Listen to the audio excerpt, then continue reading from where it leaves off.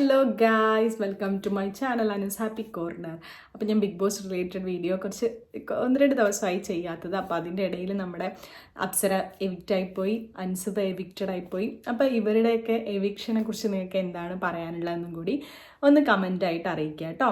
അപ്പം നമ്മുടെ അപ്സരയും അൻസുബയൊക്കെ ഒരു ടോപ്പ് 5-ൽ വരേണ്ട കണ്ടസ്റ്റൻ്റ് തന്നെയായിരുന്നു എന്നാണ് എൻ്റെ വ്യക്തിപരമായിട്ടുള്ള അഭിപ്രായം. നല്ല സ്ട്രോങ് ആയിട്ട് നിലപാടുകൾ തുറന്ന് പറയുന്നുണ്ടായിരുന്നു, നന്നായിട്ട് ഗെയിം കളിക്കുന്നുണ്ടായിരുന്നു. അപ്പം അങ്ങനെയുള്ളവരെയൊക്കെയാണ് ഇപ്പോൾ പുറത്തേക്ക് എവിക്റ്റഡ് ആക്കുന്നത്. അപ്പം അതിനകത്ത് അപ്സരയ്ക്ക് മുമ്പേ എവിക്റ്റ് ആവേണ്ട ഒരുപാട് ആൾക്കാരുണ്ടായിരുന്നു, അൻസുബയ്ക്ക് മുമ്പും. അപ്പോൾ ഇങ്ങനെയൊക്കെയുള്ള കാര്യങ്ങളാണ് ബിഗ് ബോസിൽ നടന്നുകൊണ്ടിരിക്കുന്നത്. ഇപ്പോൾ ഒരു ടോപ്പ് 10 ആയിട്ടുണ്ട്.